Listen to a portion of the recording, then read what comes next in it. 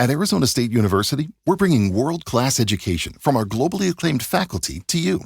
Earn your degree from the nation's most innovative university. Online. That's a degree better. Learn more at asuonline.asu.edu. You've probably seen the alerts blowing up your phone, but wow. Wow. The NBA landscape just got completely shaken up, didn't it? Oh, absolutely. It's one of those trades you hear rumors about, but when it actually happens... Yeah. Seismic is the right word. Kevin Durant traded to the Houston Rockets. It still sounds kind of wild to say out loud. It really does. So, our mission today for this deep dive is to get beyond just the headline. We all know what happened, right? KD's a Rocket. But we need to dig into the why. Why now? Why these teams? But what it means going forward. Exactly. What happens next? Because this move, it instantly makes the Rockets a serious contender. It completely changes the power balance, especially in the West. Yeah, it really does. And, got to give props to the reporters, the insiders like Shams Charania, Adrian Wojnarowski. They were all over the details as this thing came together. Absolutely. The reporting is going to be crucial as we try and piece this all together. For sure. Okay, so let's dive in. Kevin Durant to Houston. Huge headline. But what were the actual nuts and bolts of this deal? What did each side get? Well, it was pretty complex, as these big ones always are. So Houston, obviously, they get the main prize. Kevin Durant from Phoenix, that's the franchise-altering piece right there. The Slim Reaper himself? Yep. And then Phoenix, in return, they get quite a haul back. They get 2 key young players from Houston, Alperen Sengun. Oh, wow, Senga. Yes, Sengun, the playmaking center with huge upside, and Jalen Green, the dynamic scorer. Okay, so real talent coming back. Definitely. Plus, they get a ton of draft capital back, which they desperately needed. 3 unprotected first-round picks from Houston. The word is it's likely 2027, 2029, and 2031. Unprotected. That's huge. Huge. And 2 pick swaps on top of that, probably 2028 and 2030. And it looks like Dillon Brooks is also heading to Phoenix, probably through a sign-and trade or maybe an extension first. Wow. Okay, so for Houston, this is the definition of all in, isn't it?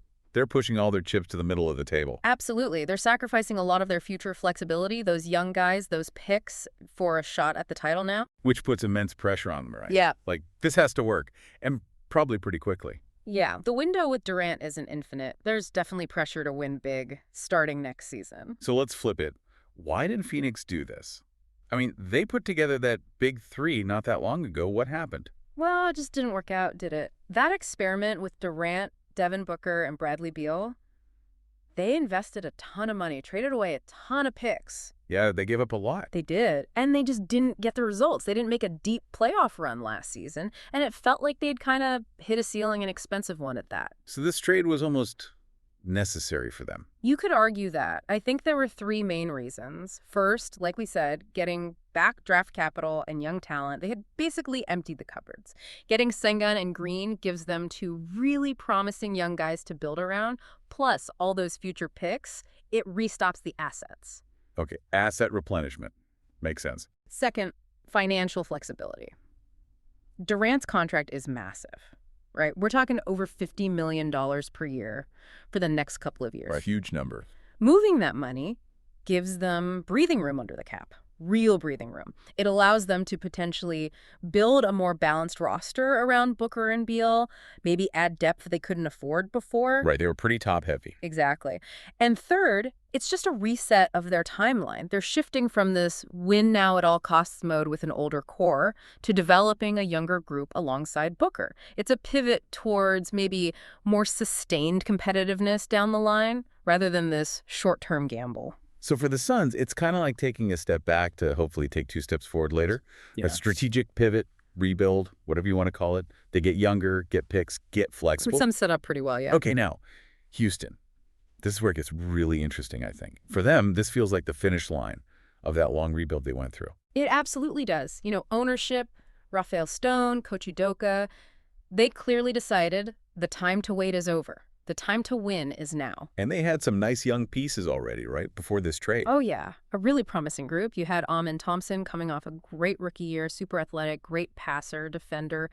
Jabari Smith Jr. developing that shot in defense. Tari Eason, a defensive menace. Red Van Vliet running the show. Van Vliet for veteran leadership, exactly. Reed Shepherd maybe coming in via the draft with that shooting. And Dillon Brooks, whose toughness Udoka clearly values. So a good young core, but They needed the guy.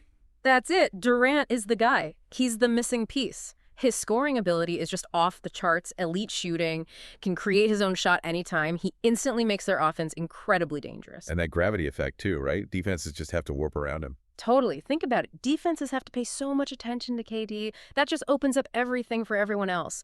Easier shots for Jabari, clearer lanes for Amen to drive. It changes the whole geometry of the court. Plus the experience he brings. Oh, massively important. 2 championships with the Warriors. He knows what it takes to win at the highest level. That kind of leadership, that presence in the locker room for young guys like Thompson and Smith Jr., you can't put a price on that. So the bottom line for Houston is they're not hoping for the playoffs anymore. They're aiming for the whole thing. Immediately. They are right in the mix, a legitimate contender in the West, aiming for a deep playoff run, maybe even the finals. And with Ime Udoka coaching, Yeah. he loves defense, he's intense. How do you see KD fitting into that? Can they be elite on both ends? That's going to be fascinating to watch. Udoka will demand defensive effort. Durant's a capable defender when engaged. If they can blend Durant's offense with Udoka's defensive principles, yeah, they could be a really, really tough two-way team. Very formidable. Okay, let's talk about Jalen Green for a minute. He was the number 2 pick just a few years ago, a big part of this deal going back to Phoenix. His time in Houston was kind of up and down, wasn't it? It was. You saw these incredible flashes of scoring brilliance, just explosive athleticism. But then there were stretches of, questionable shot selection, defensive lapses, inconsistency. The potential is obviously immense. The lead athlete can score in bunches. For sure. But the efficiency, the decision-making, the defense, it wasn't always there consistently. Still, tons of talent. So this move to Phoenix, maybe a change of scenery is good for him. A fresh start. I think it could be. It feels like a chance for a new beginning. In Phoenix, maybe there's a clearer path for him to be a featured scorer, even alongside Booker and Beal. With the Suns shifting towards youth development now, maybe the pressure isn't quite as intense. Immediate championship pressure anyway. Right, the pressure's kind of shifted to Houston now. Exactly. So Phoenix can maybe afford to let him develop, work on his game, improve those efficiencies without needing him to be perfect right away. It might actually be better for his long-term development. Okay, so let's try and picture this. What do these teams actually look like on the court next season, say 2025, 26? What are the potential starting lineups? All right, let's sketch it out. For Houston, you could be looking at, say, Fred VanVleet at the point, Amen Thompson maybe at the 2. Thompson starting. Interesting. Could be. Or maybe Brooks slots back in there. Then Durant at the 3, Jabari Smith Jr. at the 4, and Steven Adams at center, assuming he's healthy and back. That's a big lineup. Lot to learn. Huge length, yeah. VanVleet, Thompson, Durant, Smith Jr., Adams. That's versatile. And then off the bench, you still got guys like Dylan Brooks if he comes off the bench, Tari Eason, maybe Reed Shepherd. It's a deep, talented team now. Elite scoring potential. Okay, and Phoenix. What's left after the dust settles? Well, their backcourt is still potent, right? Yeah. Devin Booker, Bradley Beal. You slot Jalen Green in there, probably at the 3, and Alperen Sengun takes over at center. Okay. What about power forward? That's the big question mark. They've got a hole there, but now they have that cap flexibility we talked about and those draft picks. They'll be looking to fill that spot, add more defense, more depth. But that core of Booker, Beal, Green, and Sengun has a lot of offensive firepower. Just different. More focused on the future, perhaps. Definitely different. Let's zoom out a bit. What does this mean for KD's legacy? This is team number 4, is it? 5 if you count the Sonics separately. Yeah, Sonics, Thunder, Warriors, Nets, Suns, and now Rockets. It's his 5th jersey, technically. Look, his legacy as one of the all-time great scorers, one of the most purely talented players ever. It's secure, right? Unquestionably. But this move, joining another team, a younger team this time, it just reinforces his relentless pursuit of more championships. He's clearly not content. And remember, he's still got significant contract commitment, about $51 million next year, nearly $55 the year after, then a player option. So he's committed to this Rockets run. Yeah. And the market reaction was instant, right? Vegas odds shifted immediately. Oh, yeah.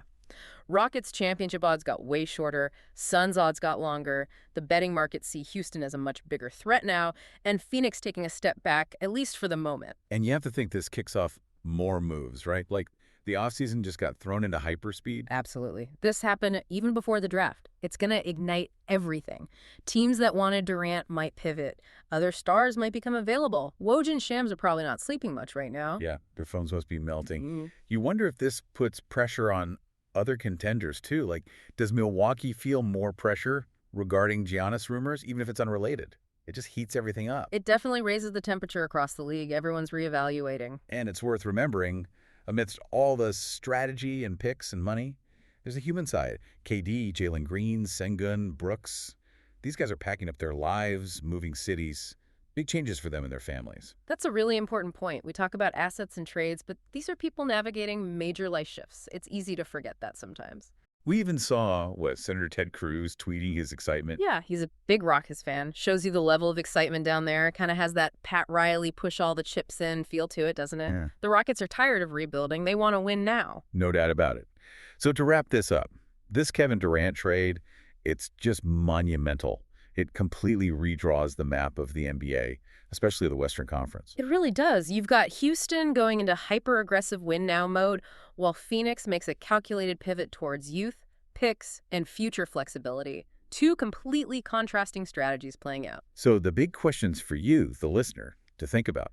For Houston, did they give up too much? Can this gamble actually pay off with a championship? How fast can KD and this young core actually click together under Udoka? And for Phoenix, what's the long-term play? Can Jalen Green reach his potential in this new environment? How do they build around Booker and Sengun now? And maybe the biggest question of all, how does the rest of the league respond? Because they're scrambling right now. The dominoes have started falling. Definitely keep an eye on this. It's going to be a fascinating offseason. For sure. We encourage you to keep digging into this one yourself. Lots to unpack.